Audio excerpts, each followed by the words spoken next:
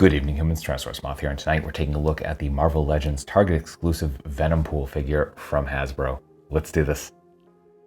Aesthetically speaking, this figure looks fantastic, and we've seen this figure before. It was a Build-A-Figure 2 years ago, I think, at this point, but just in brighter colors, and it works really well. So just speaking of the sculpt, I mean, it's awesome. The proportions are exactly what they should be. Everything I've seen of the Venompool version of Deadpool has just looked like this, like super bulky on top and then tiny legs, and yeah, that works. And not only that, it does not affect the stability of the figure, which we'll get into later. If you want to see this against that Build-A-Figure, I do have that here.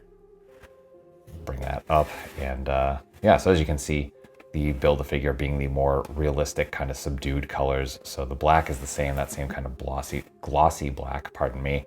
Then we get the kind of darker red here. We get this nice bright red that we're kind of used to seeing for Deadpool, and the tongue is definitely brighter on the new one. Got more of a bright purple with a wash, as opposed to this, which is just kind of a dark purple. And they both look fantastic. I love both of these. I didn't know if one was going to replace the other, but that is not the case. I kind of want both of them. Not only that, but the leather, more realistic tone here, brighter here, same silver. Not only that, but I didn't get to review that figure because I felt weird reviewing a Build-A-Figure for a wave I didn't even touch. But yeah, so much good stuff. We got some like great texture here on the red parts. We got all these like all this silver punched in, kind of like staples, it looks like. And yeah, that's just so nice. Some leather texture here for the straps themselves. You even see the stitching, which is awesome touch. And again, for this version, I really love that they did the wash on the tongue. Just kind of gives it a little more dimension. Teeth are super clean as well. Yeah, just really cool figure overall. Very cleanly done.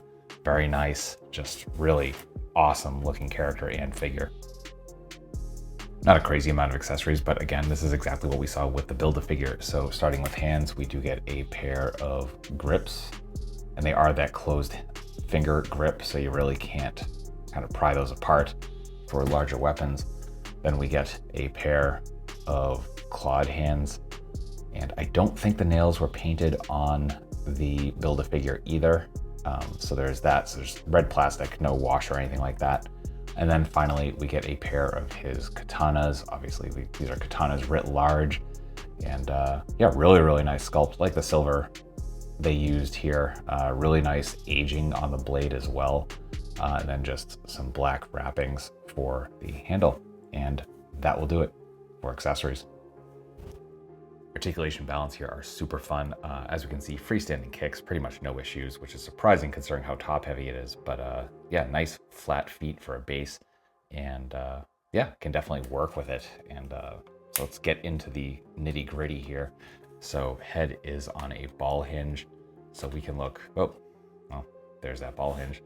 So get that back on there, and we can look all the way up, can look all the way down. We can shift it pretty much anywhere. This is kind of why I like ball hinges. You can get rotation, of course, get some tilt. We are hinge and swivel at the shoulders, so we're getting out to a T, do a bicep swivel. Single jointed elbows bring us to full 90. Then we get hinge and swivel at the wrist. We got verticals for the holding hands. We got horizontal for the clawed hands. We do get our traditional ab crunch. So really nice crunch forward. Fantastic arch back. We get rotation at the waist. Got the scabbards coming off. Not full splits, but definitely better range than a whole lot of figures, so respect there. Front kick is not quite full 90, but very close. We do get thigh swivel. Double jointed knees bring us to here. Pardon me, running into my ring light. Then we get no rotation, but we do get perfect point, some fantastic forward, and a whole bunch of rocker. So that will do it for articulation. Getting into size comparisons, here he is with some Marvel Legends, with some domestics, with some imports, with some monsters. Finally, with Articulate icons, Oni and yours truly in human form as a Veloverse Action Force figure.